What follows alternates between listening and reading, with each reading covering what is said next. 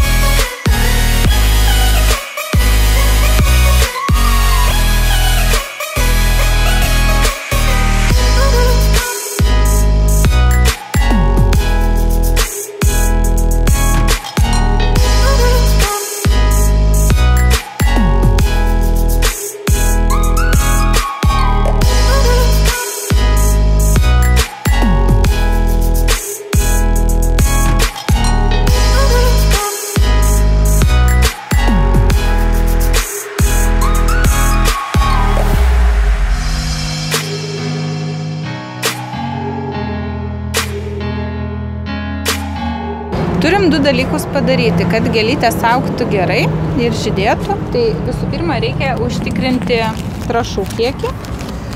Mes dažniausiai naudojam plantakotę, osmokotę arba kažkokias kitas ilgo veikimo trąšas, kurios lėtai tirpdamos maitina šaknis.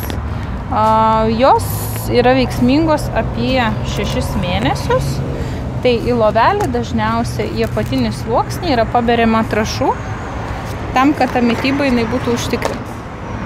Sekantis dalykas, jeigu yra palangė labai saulėta, labai karšta vieta ir labai mažai vandens, arba, na, tarkim, žinot, kad išvažiuosit kažkur tai atostogauti, tarkim, savaitę ir jūsų nebus, labai geras dalykas yra įgeris, įgerio granulės.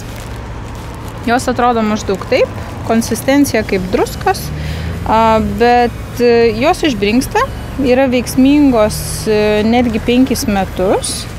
Ir iš tikrųjų yra naudingos tuomet, kai žinome, kad gali augalam pritrūkti drėgmės. Tai va, tokiu atveju truputėlį paveriam, irgi įmaišom žemę ir tada galime jau pradėti sodinimą. Sodinsim karališkasis begonijas arba gumbinės begonijas, įvairiai jas vadina sodintojai. Principe šita gėlė yra gera tuo, kad yra labai atspari, daugiau mažiau visom sąlygom. Visada pasižiūrim, kokios yra šaknis. Jeigu šaknis yra susivijusios, ką galim padaryti, truputėlį paspaudom tam, kad šaknis išsipurentų. Turim minti, kad orientacija bus į kažkurią tai vieną pusę, nes aišku, viena pusė bus kaip ir tokia mūsų gražiausia pusė. Ir žiūrim, kokios gėlytės ir kiek mums jų telpa. Pradžiai pabandom išsidėlioti pagal atstumus, susižiūrim, ar viskas yra tvarkoj, dar kažką pakoreguojam, jeigu reikia, ir tada galim pradėti sodinti. Klientas pageidavo karališkųjų begonijų, todėl kad iš tiesų toje vietoje, kur būtent bus loveliai, yra pakankamai tamsi palangė, yra tamsintas stiklas ir pati vieta, kiek klientui, tarkim, teko pastebėti, jinai yra pusiau pavėsinė, nėra labai to tokio intensyvaus apšvietimo. O kad nebūtų begonijom taip jau labai visai vieniša ir kad kompozicija būtų šiek tiek modernesnė, pasiūlėm naudoti žolinius augalus. Va, žoliniai augalai kokią šaknų sistemą turi. Tai iš tiesų reiktų pabandyti va taip pradraskyti, nebijoti, nes labai yra gerai, kai augalo šaknis gali iš karto įsikabinti į dirvą ir pradėti augti. Tai vat ką mums reikia padaryti, tai nusistatyti reikiamojo aukštį, jis turi būti ne per giliai. Kai sodinat iš skirtingo tipo vazonų, dažnai būna taip, kad viena gėlė sodinasi truputėlį žemiau, kita truputėlį aukščiau. Visas šitas derinys, jisai bus atraktyvus visą sezoną. Tai va, begonyčių šaknis labai lengvai plėšosi, tai nėra peraugusios principe.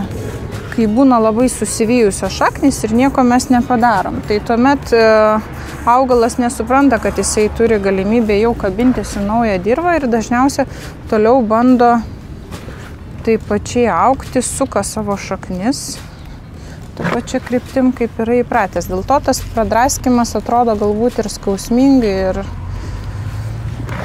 ir gaila kartais tų augalų, bet tai daryti yra būtina. Kai yra tokia situacija, matot, netgi ant dugno yra labai daug smulkių šaknelių. Kad paprasčiau išsimtų, galima netgi jas apipešioti, tada augalas paprasčiau išsims iš vazonėlio. Nes čia jau yra ta situacija, žinot, kai augina žmogus ir nepersodina laiku. Tuomet šaknų jau yra per daug. Jau toks variantas jau yra peraugęs. Turėkit minty, kad dauguma žolių nemėgsta užmirkimo. Dažniausia negali būti užmirkusiose vazonuose, dėl to labai yra svarbi drenacija. Susisodinam augaliukus ir liko paskutinis dalykas, ką mums reiktų padaryti, tai mes galėtumėm dabar palaistyti. Taip žemės truputėlį pasislėgtų, susispaustų, tą ir padarysim, aišku. Bet taip pat aš visada siūlau paberti ant viršaus drenažinį sluoksnį. Drenažinis sluoksnis reikalingas tam, kad truputėlį geriau laikytųsi drėgmė lovelėje ir tam, kad nesusidarytų ta vadinamoji pluta belaistant. Kreipkite dėmesį, kad pati žemė turi pasibaigti bent jau per pirštą iki lovelio krašto, tam, kad dar tilptų keramzitinis sluoksnis.